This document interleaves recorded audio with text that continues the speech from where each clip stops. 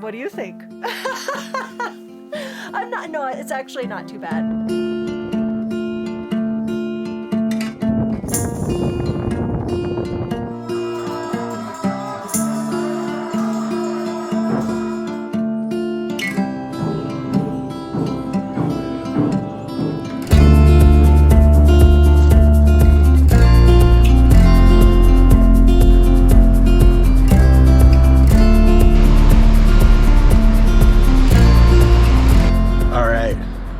Getting us started on our first day of trekking here, and we just stayed at the Hotel Annapurna, mini room at the Hotel Annapurna. Such a lovely place. Anyway, we're excited about getting started here. It's a little cold, but nothing unbearable. And here we go.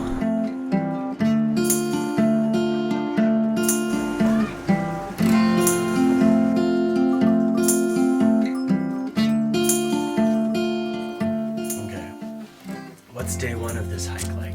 So day one of this hike started in Chamje, and the hike from Chamje to Dharapani begins with a couple of hours of hiking through the hills and lots of pastures and goats and cows. This village was all ruined when the water levels from the river rose in a flood 2 years ago, and all of this river silt is what remains. It's about 4 feet of river silt.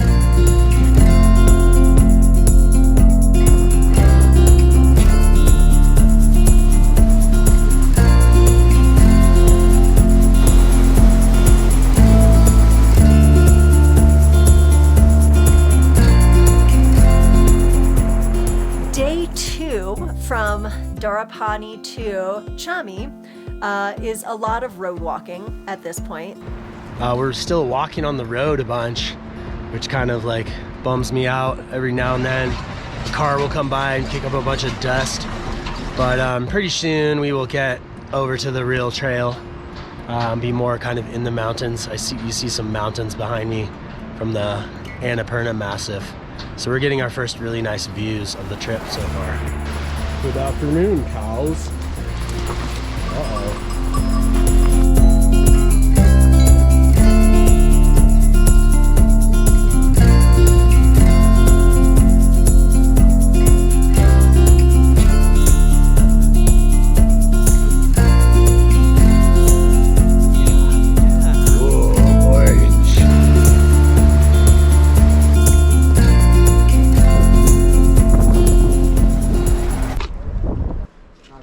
Merry Christmas. We're at Shanta Restaurant.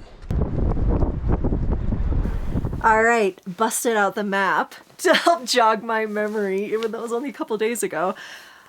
Day 3 of this trek is from Chame to Upper Pisang, and this particular part of the trek, we started to get away from the roads a little bit, and this part of the trek goes up through some pretty interesting forests, lots of nice tranquil trekking through the trees, pine needles on the ground, softening your steps. Check out this dog I got. We named her Flappa. So the one floppy ear. Flappa, say hi. All right, let's go. Let's cross the bridge. Flappa didn't want to cross the bridge. It was too challenging because the iron rungs are little cold on her paws.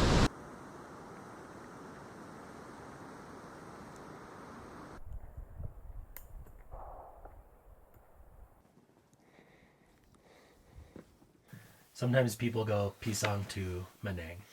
Yeah, it is possible to go from Pisang to Manang in one day if you take the lower route, especially, which basically follows the road, and you don't have a lot of elevation gain or loss on that hike, but it's also much less picturesque.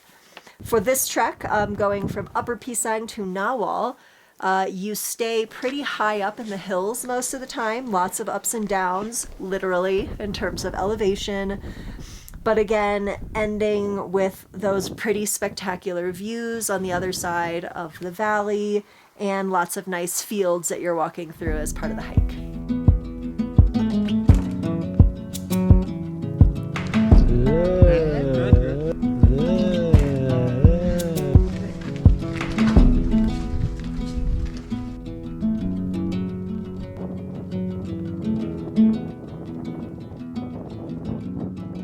From Ngawal finally to Manang, the major acclimatization sort of stop off on the Annapurna Circuit Trail. The hike from Ngawal to Manang is not particularly long, but does have pretty steep downhills and uphills as you sort of cross through this little chasm over a tiny little stream, and then ultimately arriving in Manang, which is one of the more developed villages on this route, and finally sort of encountering things like ATMs or shops to sell you gear. And finally, we ran into basically our first other trekkers.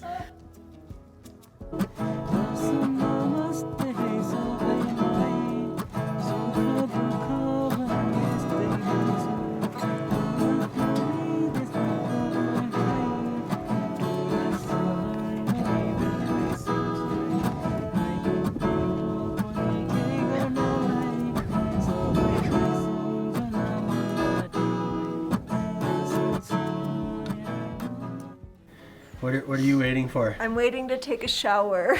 How long since your last shower? Like a week, maybe? Yeah.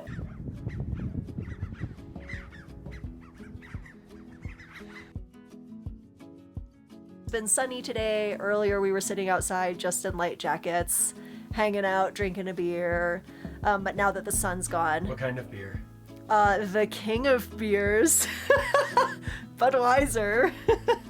So we're about to we're about to depart on a 3-day trek up over the pass, which will probably feel quite different than the trekking up until now, which has had, you know, some cars at some point, a lot of road travel.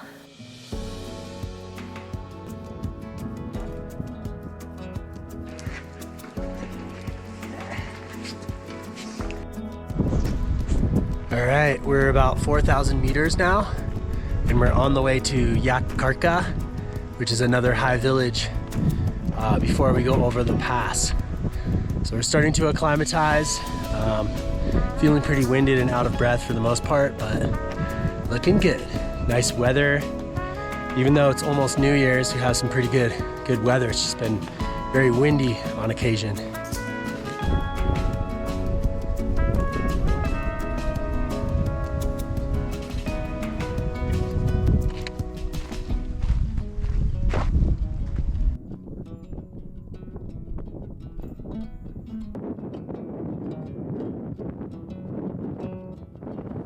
We're headed up to the high camp now. We're at about 4,200 meters and starting to feel the severe effects of altitude here. I'm like a little winded just walking on a semi-flat path. So going up the big pass tomorrow is going to be a big challenge.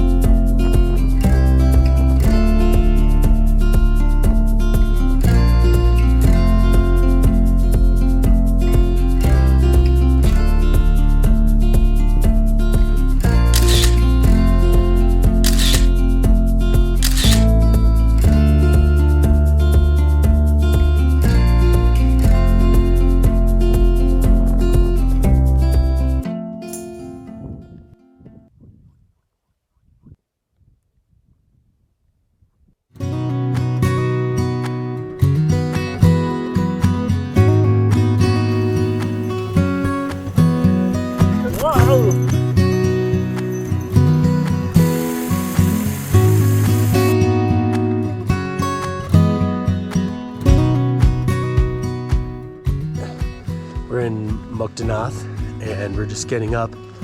It's a pretty cloudy day. We crossed the pass yesterday, so we're kind of a little bit tired and just kind of hanging in there, just limping along here. But we've got a cool day ahead of us of just walking kind of up and down this cool valley that has a bunch of traditional villages in it.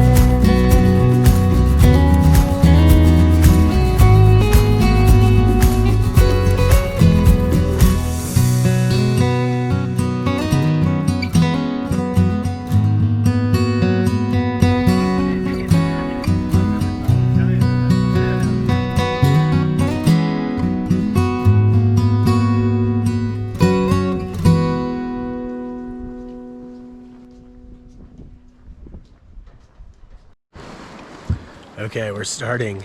We're in Tatopani, which is a hot springs town. And yesterday we had a rest day and went in the hot springs. So that was really nice. We feel really refreshed, but today is a really big day because it's maybe like 1,500 meters of elevation gain to get to Ghorepani, which is right below Poon Hill.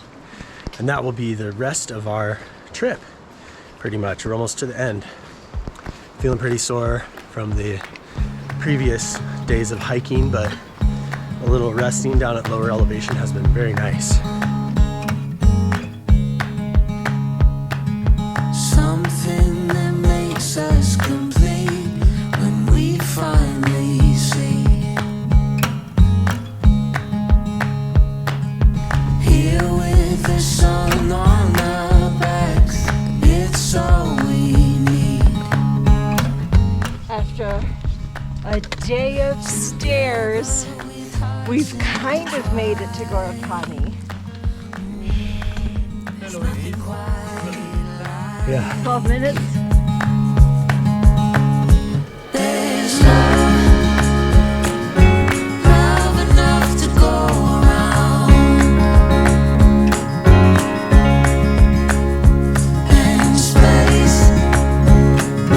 Breathe it in and slowly breathe it out. There's a place just for us here in the gold dust. Well, we're leaving Poon Hill now. Walked up this morning for a sunrise, and it was really beautiful sunrise. We're coming down from Ghorepani / Poon Hill today. This is the last day of our trek, and we're really excited to just sit in the valleys and chill out for a day before we fly back to Bangkok and on to Phuket.